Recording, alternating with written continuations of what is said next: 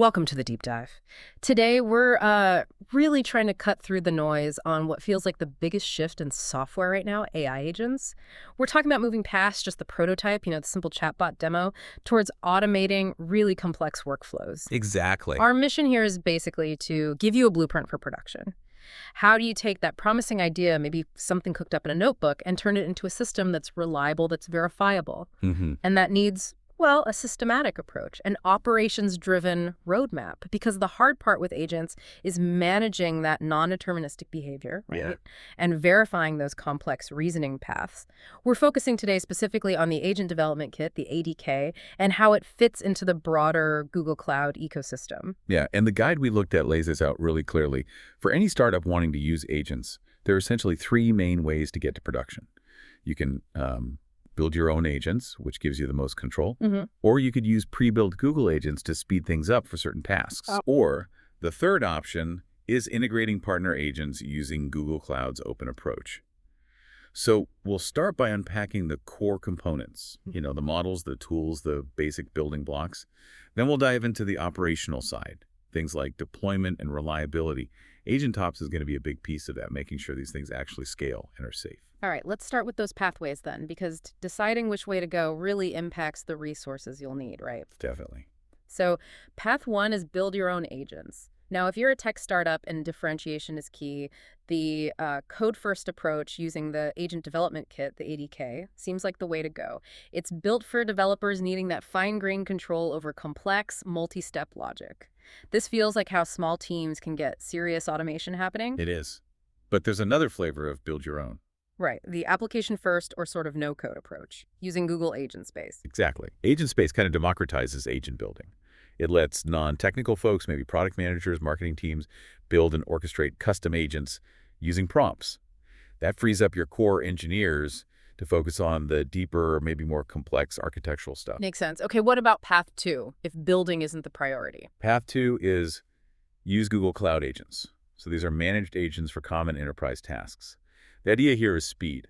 Let Google handle the agent complexity. You focus on your business logic. Got it. Examples. Gemini Code Assist is a prime one. Think of it as an AI pair programmer, but like everywhere. It's in your IDE doing code completion, explaining old code. Yeah. It's on the command line helping troubleshoot. It's even integrated with GitHub to review PRs and suggest refactoring. It's a real force multiplier for engineers. Okay, that tackles the dev side. What about operations? That's often a huge time sink. Yeah, and for that, there's Gemini Cloud Assist. It's like having an AI expert for your cloud infrastructure. Instead of digging through logs for hours, you ask it in natural language for a fix. Or describe the infrastructure you need. It can generate Terraform, draw architecture diagrams, and summarize really complex logs to help you find root causes much faster. It's about giving engineers back their time. Right, reclaiming that time is huge for a startup. Okay, so that's build your own, use Google. What's the third path? Path 3 recognizes that you're not operating in a vacuum. It's bring in partner agents. Google Cloud is designed to be open, so you can integrate third-party or open-source agents easily. And what makes this work smoothly are a couple of open standards. There's the Model Context Protocol, or MCP, which standardizes how you feed context into models, and then Agent-to-Agent, A2A, which lets different agents talk to each other securely no matter who built them. Okay, A2A sounds pretty important for building like collaborative systems down the line. So let's say a startup chooses path one, they're building their own agent. What are those four essential components they absolutely have to nail? Starting with the brain. Right. Component one is the model. And honestly, this is where a lot of startups stumble early on. The goal isn't just grabbing the biggest, most powerful model off the shelf. It's about finding the sweet spot, the right balance of capability, speed, and cost for what that specific agent needs to do. Overspending on a super capable model for a simple task just burns cash and adds latency you don't need. So it's more nuanced than just go big. Totally. Think of it like triage. You might use a really lightweight, cheap model like Gemini 2.5 Flashlight for high-volume stuff where latency is critical, like basic translation. Then maybe the balanced Gemini 2.5 Flash for most of your production apps that need good quality but still need to be efficient. And you save the big gun, Gemini 2.5 Pro, for those really complex multi-step reasoning tasks where you absolutely need that deep chain-of-thought capability and performance matters most. Okay, that triage makes sense.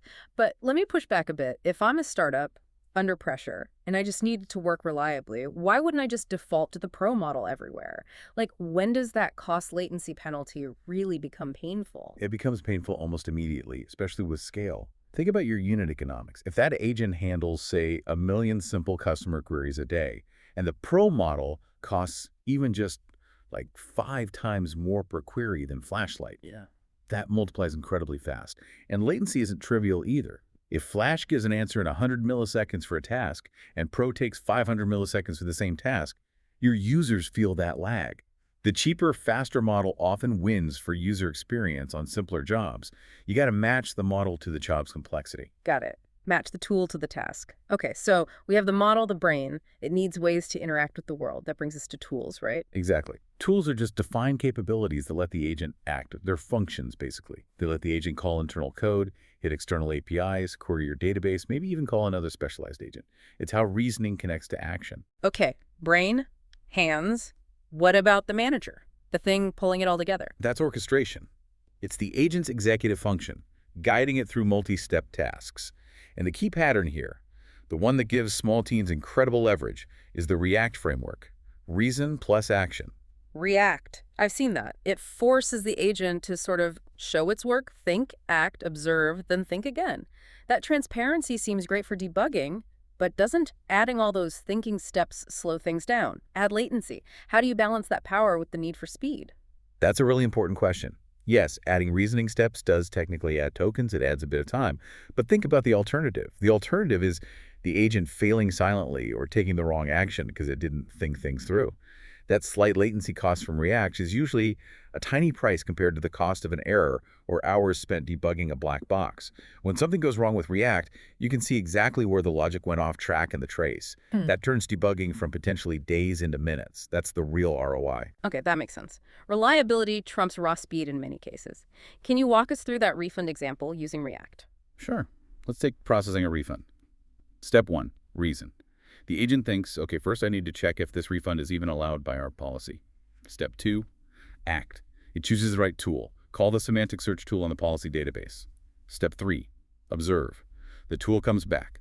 Policy says 30-day limit. Step 4, reason. Agent updates its plan. Okay, 30 days. Now I need the customer's order date to see if they qualify. Step 5, act. It calls a different tool. Use the get order details function for this customer ID. Step 6, observe. The function returns the purchase date. Step 7, final reason act. The agent compares the dates, confirms eligibility, and thinks, okay, process it. Then it calls the final tool. Execute process refund. See how it used reasoning to dynamically figure out the steps and use the right tools. That's real automation. Yeah, that's much clearer. It's not just a fixed script. Okay, fourth component, data architecture, the agent's memory. You mentioned 3 types. Right. A robust system needs 3 kinds of memory, and you map them to different services. First, long-term knowledge base. This is for stable, persistent information the agent needs for grounding. Think company policies, product docs. Vertex AI Search is perfect here. It acts as that semantic search layer, often using vector databases for retrieval augmented generation, or RG. And the raw data might live in cloud storage. Okay, long-term store. What's next? Second, working memory. This needs to be super fast, low latency. It's for conversational context, caching results from expensive tool calls. You don't want the agent calling the same slow API twice in one conversation. Memory store gives you that sub-millisecond caching for this kind of transient data. It saves money and time. Got it. Cache, expensive results. And the third type? Third is transactional memory.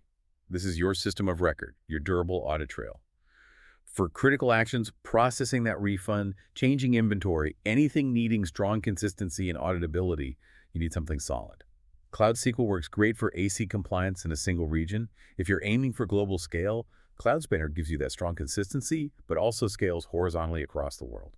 Okay, model, tools, orchestration, memory. We've built the agent structure. But you mentioned hallucinations, the risk of agents just making stuff up. How do we ensure they're trustworthy? That leads to grounding, right? Exactly. Grounding is non-negotiable. It's about making sure the agent's answers are based on actual verifiable facts, not just patterns it learned during training. The foundational technique here, as you mentioned, is RAG, retrieval augmented generation. It's pretty straightforward conceptually. Before the agent generates an answer, it first retrieves relevant, up-to-date information from an external source, like that Vertex AI Search knowledge base we talked about. That retrieved info is then used to inform the final answer. So our RAG injects facts, but the guy suggested grounding is evolving beyond basic RAG. Oh, absolutely. RAG is table stakes now. The next step many are exploring is graph RAG. Standard RAG finds documents based on semantic similarity. These words are kind of like those words. Graph RAG builds an actual knowledge graph first. This lets the agent understand explicit relationships between pieces of information. Think about complex compliance. You don't just need the policy text, you need to know who wrote it, which vendor it applies to, what contract links them.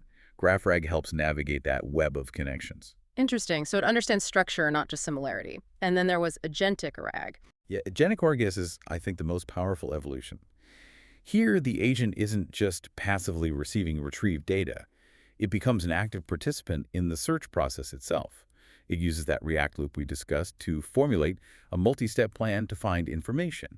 It might decide to query the internal database, then maybe check Google search for recent news, then query a real-time inventory API. It reasons about how to find the best grounding information, potentially using multiple tools.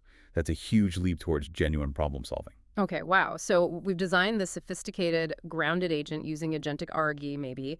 Now, how do we actually get it running reliably in production? If we took the code first path with ADK, what does that look like? Well, the ADK itself is designed for this. It's inherently multi-agent. It gives you the flexible Elm agent for that core reasoning, but also deterministic agents like sequential agent, parallel agent, loop agent for structuring workflows. This is critical because you need to move beyond just like vibe testing the LLM part and build actual verifiable processes around it. And deployment. How does an ADK agent actually run? Good news is ADK agents are packaged as standard containers, exposing a fast API web service. So technically, you can deploy them anywhere containers run. But for startups, what's the recommended path? Avoid managing Kubernetes if possible. Exactly. The recommendation is Vertex AI Agent Engine. It's a fully managed service built specifically to deploy, manage, and scale ADK agents. It handles auto-scaling, configuration, monitoring. It's the fastest, most cost-effective way to get an ADK agent into production without needing a huge ops team. And you mentioned agents talking to each other earlier, that A2A protocol. How does that fit in here? Right, the agent-to-agent protocol becomes really important once you have multiple specialized agents. Maybe a customer support agent needs info from a data analysis agent. A2A provides that secure, standardized way for them to discover each other and communicate, delegate tasks, and collaborate, forming a more powerful system overall. Okay, deployment handled. This brings us to maybe the most critical part for long-term success, AgentOps. You mentioned the pain of agents breaking in production. Yeah, we've all been there. You test it in a notebook, seems fine, push it live, and then some weird edge case with a tools output or an unexpected user query makes it fall over. LLM systems are just inherently non-deterministic. That makes traditional testing and reliability approaches tricky. AgentOps is the answer. It adapts DevOps and MLOps principles specifically for the unique challenges of AI agents. It gives you a systematic way to build in reliability and safety. So if that non-determinism is the core problem, how does AgentOps actually help you verify these, somewhat unpredictable reasoning paths? That four-layered evaluation framework you mentioned sounds key. It is the core. You absolutely have to test at 4 different levels. Start simple. 1. Component level. This is standard stuff. Unit tests for your tools, your data transformations, anything that is deterministic and doesn't involve the LLM directly. Easy wins. Okay, test the predictable parts. 2. Trajectory evaluation. This is the most crucial layer for agents. You're not just testing the final output, you're verifying the process. Did the agent follow the correct reasoning steps? Did it use the right tools in the right order? The ADK integrates with tracing tools like CloudTrace. You can literally visualize the agent's thought-act-observe sequence. See the exact thought, the action it took, the observation it got back. This is how you debug the non-determinism by inspecting the chain of thought. So you trace the reasoning path itself. Makes sense. What's layer 3? 3. Outcome evaluation. Now you look at the final result that the user sees. Is it semantically correct? Is it factually accurate? Is it properly grounded? Or did it hallucinate? This often involves using another LLM as a judge to score the output, or incorporating human-in-the-loop HITL feedback where people review and rate critical responses. Right. Human oversight for key outputs. And the last layer. 4. System-level monitoring. This is your production dashboard. Standard monitoring of live performance tracking error rates, tool call failures, end-to-end latency, resource usage. Keeping an eye on the agent's health in the real world. That 4-layer framework sounds comprehensive, but honestly also like potentially a lot of infrastructure work for a small startup team to build from scratch. How do you implement AgentOps without getting bogged down for months? That's precisely why the Agent Starter Pack exists. It's designed to complement the ADK. It gives you that production-ready baseline immediately. It includes pre-built Terraform templates for the infrastructure and ready-to-go CI/CD pipelines using Cloud Build. These pipelines automatically implement that AgentOps evaluation workflow. So every time you commit code, it runs the component tests, the trajectory checks, the outcome evaluations before anything gets deployed. It automates the rigor. Okay, so the starter pack bootstraps the AgentOps process. That's huge. One last thing, responsibility and security. Agents have power. How do we ensure they use it safely? Critical point. Yeah. Security has to be layered. The ADK itself has guardrails, things to validate prompts to try and catch injection attacks, filters to check outputs for harmful content, and the starter pack sets up the infrastructure securely using principles like least privilege with IAM roles. Security isn't an afterthought. It's built into the foundation and the agent framework itself. This has been incredibly insightful. A real deep dive into the engineering needed for production agents. For you, the listener, I think the key takeaways are really think about that model cost latency trade-off. Master that React orchestration loop. It's fundamental. Prioritize advanced grounding like agentic RA for trustworthy dynamic agents. And crucially, embrace the AgentOps framework for reliability. And the final thought I want to leave you with is this. Getting serious about moving past just vibe testing towards discipline engineering, defined by AgentOps and especially that trajectory evaluation, that's not just about avoiding bugs, it's actually your competitive edge. It lets you build and deploy more complex, more powerful, and safer agentic systems faster than competitors who are still stuck in older MLOps ways that just don't fit these new systems. Well said. And we really want you to be able to start building this stuff now. If you're a startup founder or developer listening to this, check out the Google for Startups Cloud program. You can apply for expert guidance and potentially get up to $350,000 USD in cloud credits. That can seriously accelerate getting your first production scale agent off the ground. Thanks for joining us for this deep dive. Subscribe for more, and we'll see you next time.